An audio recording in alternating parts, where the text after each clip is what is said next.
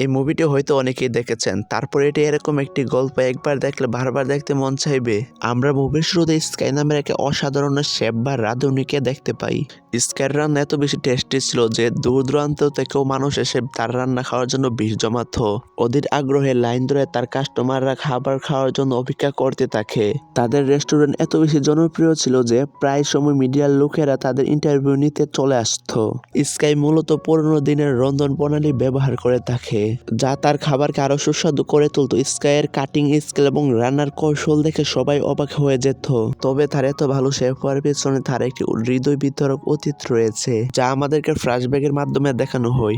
Sky ছোট থাকতেই তার রান্নার প্রতি আগ্রহ ছিল। তার বাবা ছিল খুব ভালো একজন রাঁধুনি। স্কাইয়ের যখন 10 বছর, তখন থেকেই তার বাবা মিস্টার কো তাকে বকাঝকা করত আর বলে, তুমি এত বড় হয়ে গেছো, এখন পর্যন্ত নুডলস রান্না করতে পারো না, তুমি কখনো বড় শেফ হতে পারবে না। এক রাতে মিস্টার কো স্কাইকে রেখে চলে যায় তার কুকিং ক্যারিয়ার তৈরি করার জন্য। স্কাই তার বাবার জন্য অনেকদিন যাবত অপেক্ষা করলো, তার বাবা তাকে নিতে আসে নাই।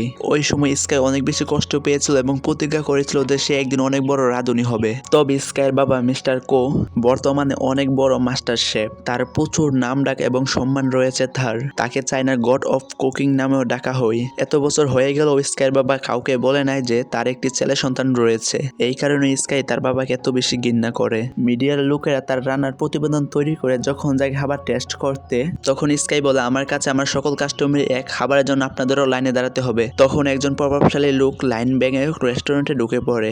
স্কাই তাকে বলে লাইনে দাঁড়াতে, কিন্তু লোকটি রেগে বলে, সংস্কারের জন্য কয়েক মাসের ভিতরে এই রেস্টুরেন্টটি ভেঙে ফেলা হবে, তখন তোমাদের এখান থেকে বের করে দেব।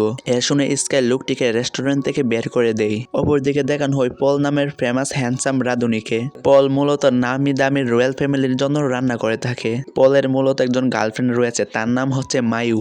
সে হচ্ছে পলের অ্যাসিস্ট্যান্ট রাঁধুনি। ফ্রান্সের রয়্যাল ফ্যামিলি পলের রান্না খেয়ে অনেক ইমপ্রেস হয়ে যায়। তারপর পলকে ফ্রান্সের একটি বড় কোম্পানি তাদের চিফ শেফ হিসেবে নিয়োগ দিতে চাইলে পল তাদের অফার রিজেক্ট করে দেয়। পল চায় তার বাবার স্বপ্ন পূরণ করতে, তাই সে চায় তার নিজ উদ্যোগে একটি রেস্টুরেন্ট খুলবে। তারপর দৃশ্য পরিবর্তন হয় এবং পলকে চাইনায় দেখানো হয়। তারপর পল বাজারে যায়। বাজারে গিয়ে বলে বাজারের সবচেয়ে বড় মাছটি তাকে দেওয়ার জন্য। দোকানদার বলে দোকানে কোনো বড় মাছ নাই। কিছুক্ষণ পর স্কাই সেই দোকানে আসলে দোকানদার তাকে একটি বড় মাছ দেয়। তা দেখে পল প্রচন্ড পরিমাণে রেগে যায়। আসলে স্কাই ছিল সেই দোকানের রেগুলার কাস্টমার, তাই জন্য দোকানদার পলকে মিথ্যা কথা বলেছিল। দোকানদার যখন স্কাইকে মাছটি দিতে চাই, পল তার মধ্যে এসে বাধা দেয়। তারপর দোকানদার মাছটিকে 2 ভাগ করে কেটে দুজনকে দিয়ে দেয়। তারপর দেখানো হয় অনেক বড় সেলিব্রেশন করে পলের দোকানে ওপেনিং হচ্ছে।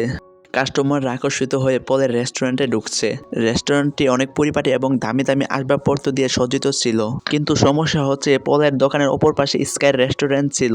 স্কাইয়ের দোকানের কাস্টমার কমে গেলে স্কাইয়ের বন্ধুরা বাইরে গিয়ে ঘোষণা করে দেয় আজকে সকল খাবারের 50% ডিসকাউন্ট। অফারটি শুনে সকল কাস্টমার স্কাইয়ের দোকানের দিকে দৌড়ে আসে। বিষয়টি পলের পছন্দ হয় না। এ নিয়ে পলের লোকজন এবং স্কাইয়ের লোকজনের মধ্যে ঝগড়া হয়। তারপর পল আর স্কাই যখন মুখোমুখি হয়, তারপর আশেপাশের মানুষজন বলে ওঠে দুজনের মধ্যে একটি কুকিং কম্পিটিশন হোক। প্রথমে দুজন রাজি না হলেও মানুষের জোরাজুরি এবং পুরনো ক্ষোভ থেকে তারা দুজন রাজি হয়ে যায়। রাস্তার মধ্যে তাদের ফিশ কাটিং প্রতিযোগিতা শুরু হয়। প্রথমেই পল তার কুল মুভস দেখাতে শুরু করে। খুব নিখুঁতভাবে একটি একটি করে মাছের কাঁটা বের করে নেই। কাঁটা বের করে স্কাইয়ের দিকে মাছটি ছুড়ে দেয়। স্কাইও খুব পারফেক্ট ভাবে অনেক সুন্দর করে মাছটিকে টুকরো টুকরো করে খুব দ্রুত এবং ইউনিক স্টাইলে মাছ থেকে স্কিন আলাদা করে দেখিয়ে দেয়। দুজনের এরকম ট্যালেন্ট দেখে সবাই মুগ্ধ হয়ে হাততালি দিতে শুরু করে। পলের রেস্টুরেন্টের প্রধান অতিথি বলে তোমরা চাইলে ইন্টারন্যাশনাল কুকিং এ অংশগ্রহণ করতে পারো।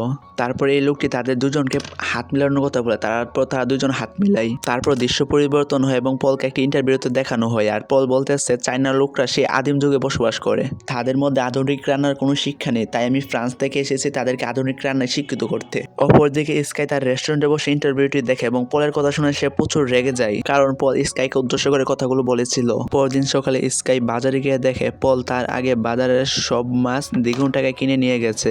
এতে স্কাই আরো রেগে যায়। এরপর দেখানো হয় পল আর স্কাইকে কুকিং কম্পিটিশনের জন্য সিলেক্ট করা হয়েছে।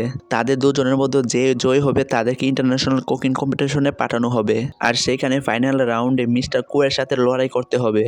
যখন স্কাই জানতে পারে ফাইনাল রাউন্ডে তার বাবার সাথে লড়াই করতে হবে, তখন তার মুখ কালচে হয়ে যায়, কারণ স্কাই এখনো তার বাবাকে মন থেকে প্রচন্ড পরিমাণ ঘৃণা করে। আর স্কাইয়ের বন্ধুরা আনন্দে উল্লাস করতে থাকে, কিন্তু ওরা এটা জানতো না যে মিস্টার কুই হচ্ছে হচ্ছে স্কাইয়ের বাবা। আর অপরদিকে একটি ইন্টারভিউতে মিস্টার কুওকে স্কাইয়ের বিষয়ে জিজ্ঞাসা করা হচ্ছিল, কারণ তাদের দুজনের সারনেম এক ছিল এবং তাদের দুজনের চেহারার অনেক মিল ছিল। এই কথা শুনে মিস্টার কো অনেক রেগে যায় আর বলে আমার কোনো ছেলে নেই। পরদিন পলের গার্লফ্রেন্ড এসে স্কাইকে তাদের রেস্টুরেন্টে ডিনার করার জন্য ইনভাইট করে। স্কাই ইনভিটেশন অ্যাকসেপ্ট করে। পরদিন তার বান্ধবীকে নিয়ে পলের রেস্টুরেন্টে ডিনার করার জন্য যায়। এইখানে পলের বদলে মায়ু খাবার পরিবেশন করছিল।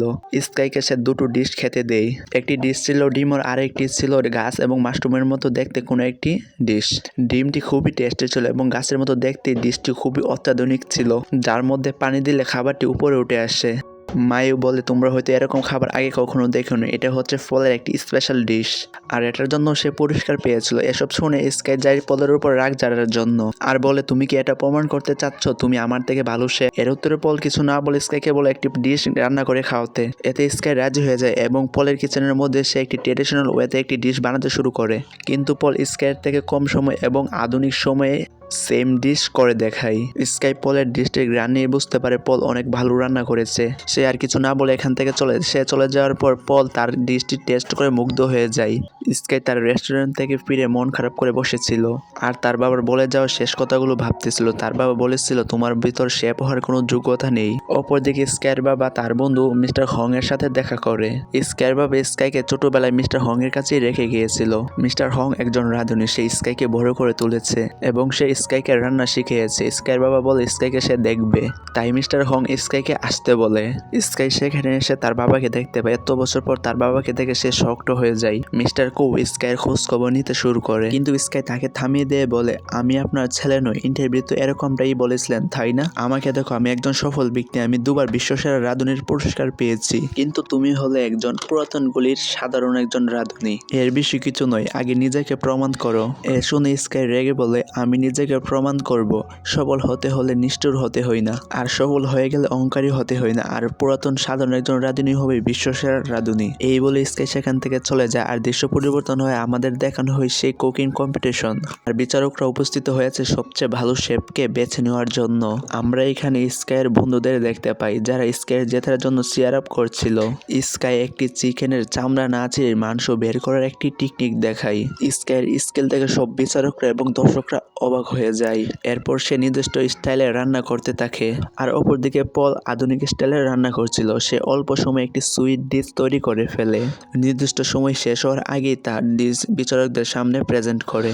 আর অপরদিকে স্কাই তার পুরনো স্টাইলে রান্না করতে থাকে, তাই জন্য তার পুরো সময় লাগে। তারপর বিচারকরা খাবার টেস্ট করে, তাদের দুজনেরই খাবার সেম টেস্ট ছিল আর রেজাল্ট দিলে দেখা যায় যে দুজনই সমান স্কোর পেয়েছে, কিন্তু যে কোনো একজনকে বিজয়ী হিসেবে ঘোষণা করতে হবে। তারপর একজন বিচারক স্টেজে উঠে বলে যে রান্না করা হচ্ছে একটা আর্ট আর এটা নির্দিষ্ট সময়ের ভিতর শেষ করতে হয়। পল যেহেতু নির্দিষ্ট সময়ের আগে দৃষ্টি তৈরি করেছিল, তাই পলকে বিজয়ী হিসেবে ঘোষণা করা হলো। এ শুনে স্কাইয়ের মন ভেঙে যায়। সে প্রচন্ড পরিমাণ কষ্ট নিয়ে সেখান থেকে চলে আসে আর এই অনুষ্ঠানটি মিস্টার কো বাসায় বসে দেখছিল।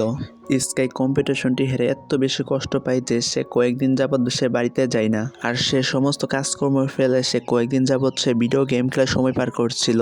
একদিন মিস্টার হং স্কাইয়ের কাছে আসে এবং তার সাথে ভিডিও গেম খেলতে শুরু করে। তারপর সে এই গেমটি জিতে যায়। তারপর মিস্টার হং বলে জিতে যাও এবং হেরে যাও এটি একটি সাধারণ বিষয়।